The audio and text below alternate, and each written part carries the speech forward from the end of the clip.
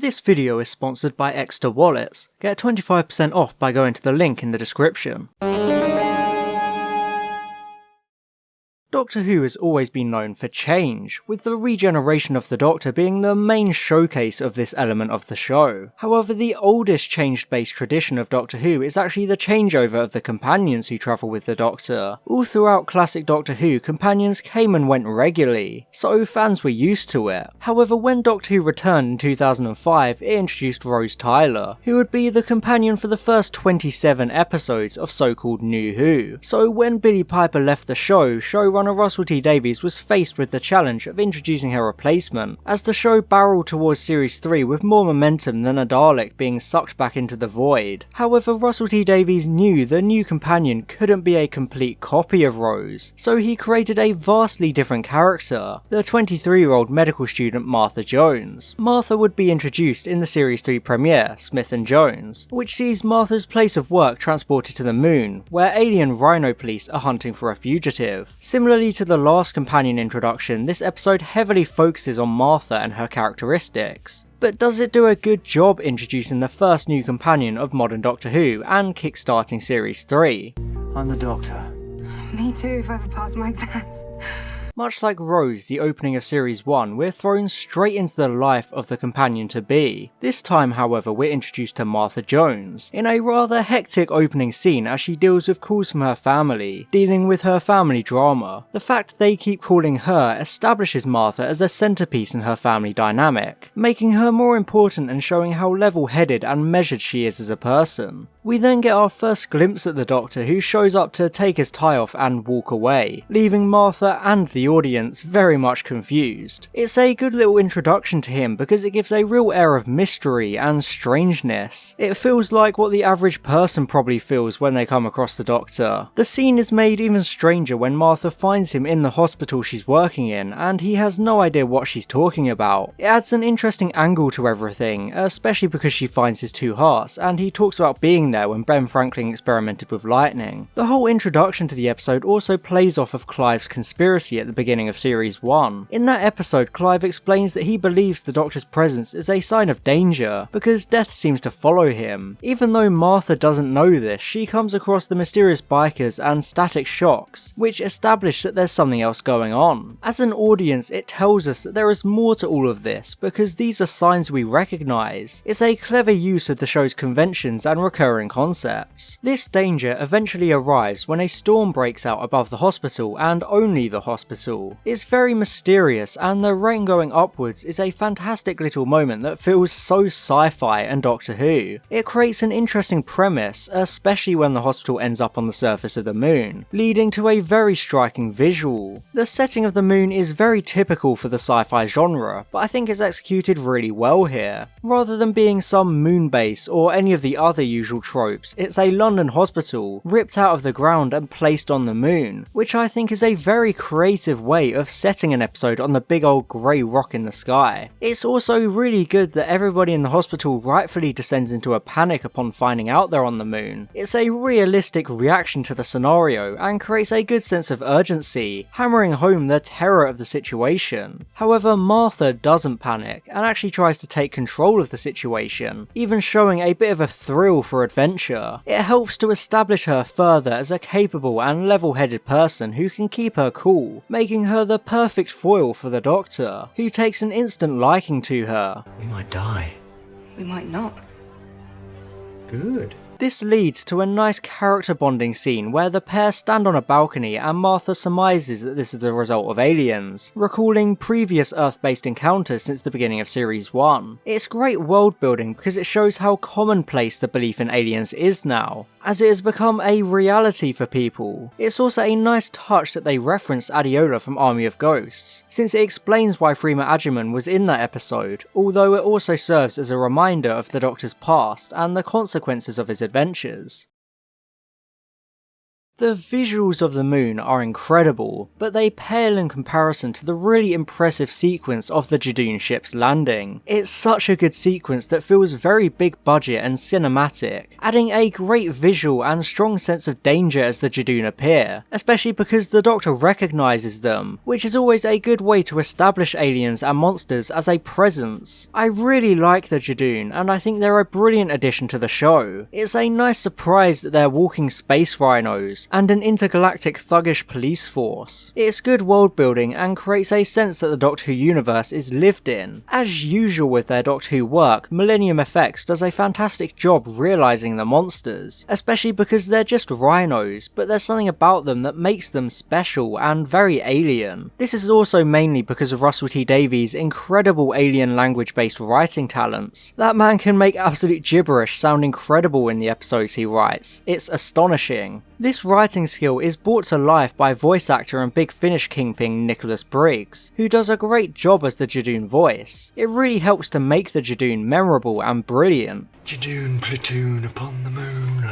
But do you know what's better than a Judoon platoon upon the moon? A hobbit with a wallet in his pocket. Yeah, it was hard to find things to rhyme with wallet, but it isn't hard to fit a state-of-the-art extra wallet in your pocket, even if you are a hobbit. And can a Judoon platoon upon the moon do this? I didn't think so. Extra is a startup company based in Amsterdam that makes premium wallets for the modern age. The wallets are slim, smart and stylish, designed for ease of use and efficiency. This is the wallet I used to use. It's bland, bulky and a faff to use. But this is what Extra offers. With the press of a button you get instant access to your cards and it fits into your pocket easily. I mean seriously, this button feature is so fun and classy. I've become addicted to it. It's so satisfying and it makes you feel like James Bond or the Third Doctor. Also, if you're a forgettable person like me and you lose things, Extra account for that as well. You get a GPS tracker card that tells you where your wallet is, and you can even ring it through your phone to find out, so you'll never have to worry about losing your wallet again. Extra is a brilliant company with a great range of classy modern wallets, and I really recommend picking one up. If you're interested in buying one, I have a link in the description that gives you an automatic 25% discount on anything you buy from their website. Seriously, I can't recommend this enough. Thanks to Extra for sponsoring this video. Now, back to the review. It's a true testimony to the quality of the Judoon that they become so memorable without even being the main villain. Because the Judoon are space rhinos at their core, they could have easily gone down as an incredibly weak and comically bad monster, but they come across as a real threat in this episode, since they instantly kill someone who breaks a vase over the Judoon helmet, sentencing him to death and disintegrating him. It's a really good way to cement them as a threat. They're not simple, brutish killing machines like their premise suggests.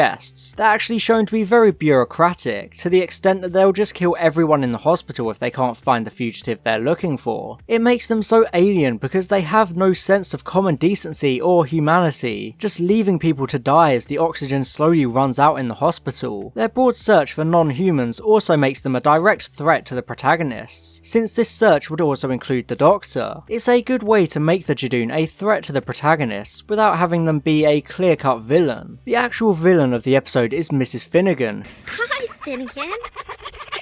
Who is a shape-shifting plasmavore fugitive hiding as a human patient in the hospital to evade the Judoon. Despite her being the main villain, it's kind of the B-plot of the episode, since she's not hugely threatening or sinister, with the Judoon being given most of the focus. However, there is some compensation for Mrs. Finnegan being an old woman, because the biker-like slabs are used to fill in the action sequences, leading to a good little chase sequence that injects some action into the middle of the episode. I think Smith and Jones is a really well-paced episode. It spreads the more action-packed moments out between the character-based moments, so the episode flies by, especially because of David Tennant's fantastic performance. The Doctor is really good throughout this episode, and he has a great sense of manic, alien energy, especially during the scene of him expelling radiation from his body. You're completely mad. You're right. I looked after one shoe. Contrary to popular belief, I think Tennant and Adjaman have really good chemistry in this episode. They play off each other really well, with Martha challenging the Doctor on his name, saying it's a title that should be earned. It shows Martha's sense of conviction and belief. Along with that, Martha's character suits the Doctor pretty well, since she has a great sense of levity and lightheartedness along with her adventurous nature. You can see throughout how the Doctor starts to warm to Martha as he gets to know her more. You get good little character moments that build a connection between between them, such as Martha taking the time to close Stoker's eyes out of respect and compassion, despite him having been quite rude and dismissive towards her at the beginning.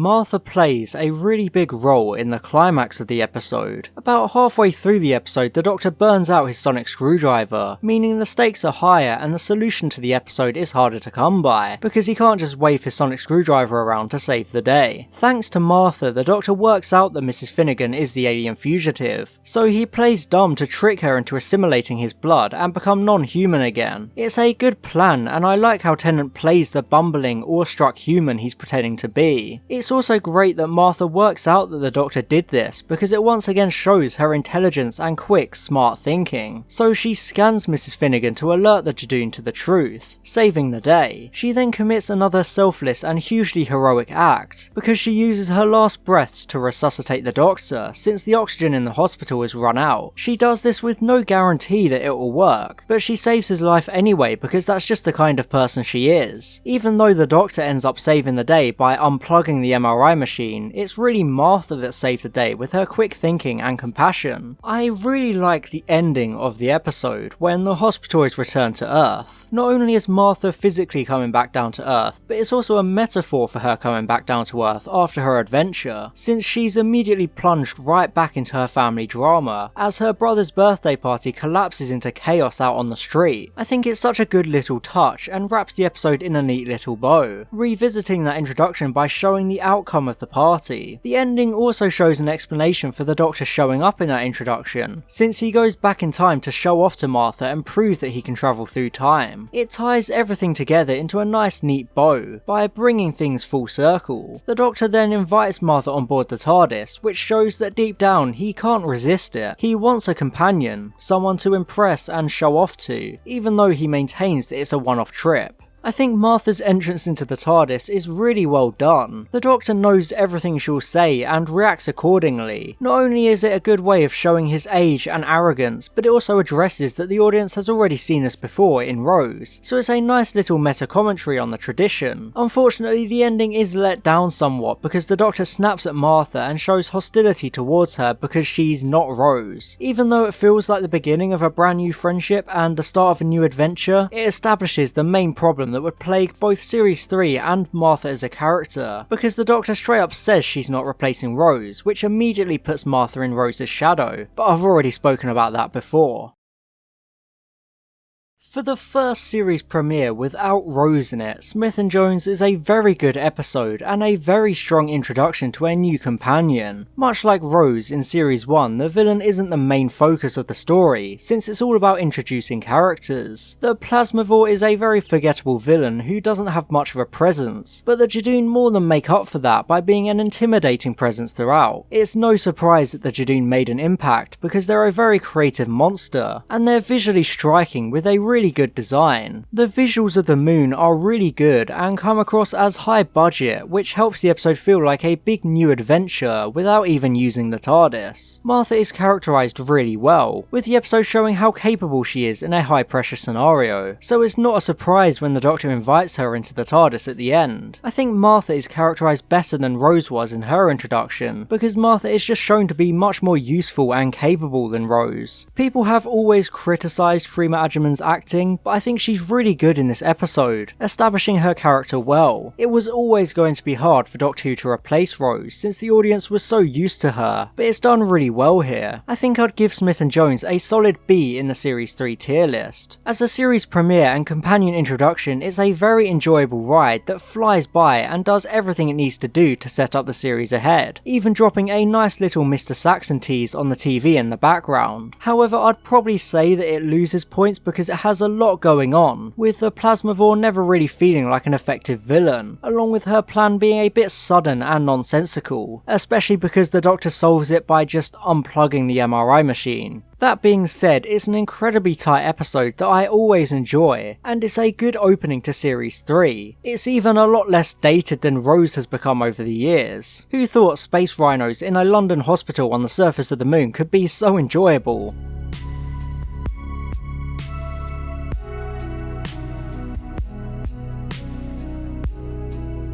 and I'd like to give a special thank you to my gold level patron Steph McNevin Miller, and my diamond level patron Mark Hippold Guy Taylor. Thank you a lot for your support.